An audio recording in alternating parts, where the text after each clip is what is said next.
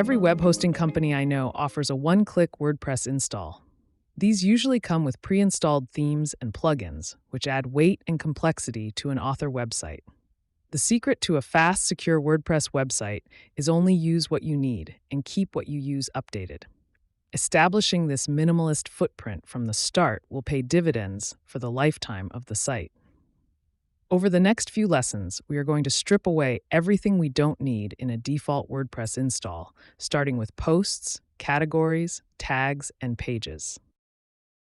After installing WordPress with your web host, log into the WordPress administration dashboard using the admin username and password you configured when you set up the site. The admin login URL is usually your domain name /WP admin. The WordPress admin dashboard is made up of the following sections: the top toolbar, the navigation sidebar, the main work area, and the footer. I'll cover these sections as I use them in the lessons.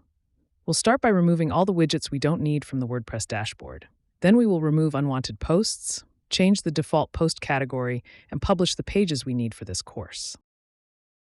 WordPress wants to be helpful, but this can be distracting when we log in to the main dashboard. The dashboard widgets want to tell us about what's happening in the world of WordPress, about site activity, and to make it as easy as possible for us to draft new content. It's all a bit much. I'm going to calm it down by going to Screen Options and deselecting everything but Site Health Status.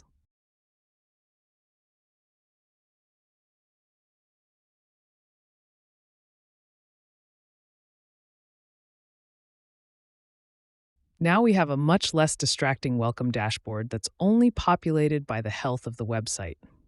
Working our way down the navigation sidebar on the left, I click on Posts to see what has been included with the WordPress install. By default, most WordPress installations include at least one sample post.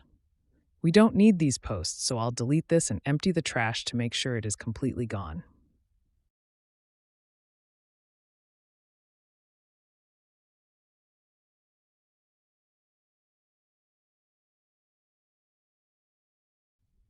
Default WordPress installs come with a single category called Uncategorized. I'm going to edit that and change it to News.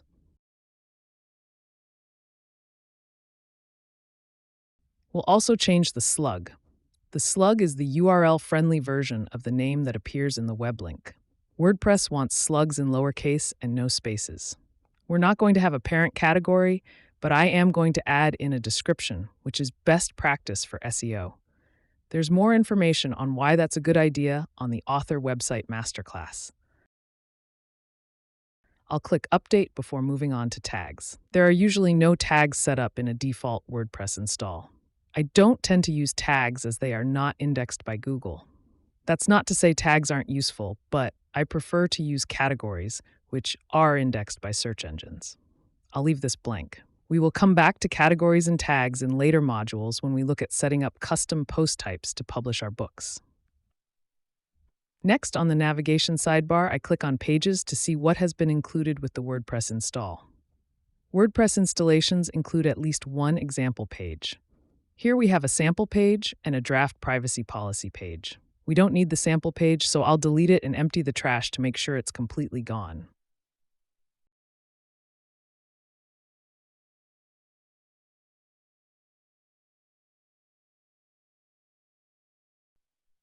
We will go into detail on the privacy policy page later, but for now, we are going to publish the default page as it is.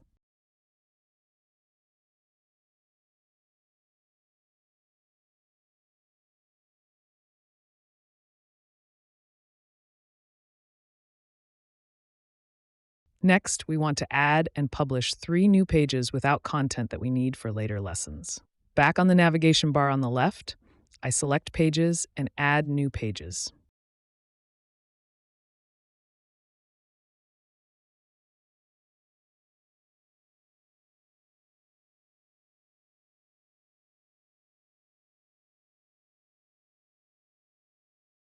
I create the first page, name it Home, and publish.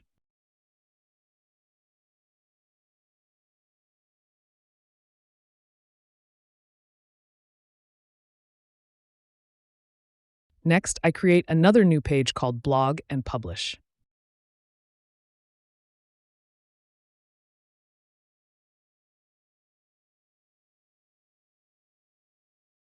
Finally, I create and publish a page called Style Guide. That's all we need to do to clean up our WordPress posts, categories, tags, and pages. Let me know in the group if you have any questions about what we've covered so far or about keeping WordPress as lean as possible. In the next lesson, we will clean up the WordPress themes and plugins we don't need.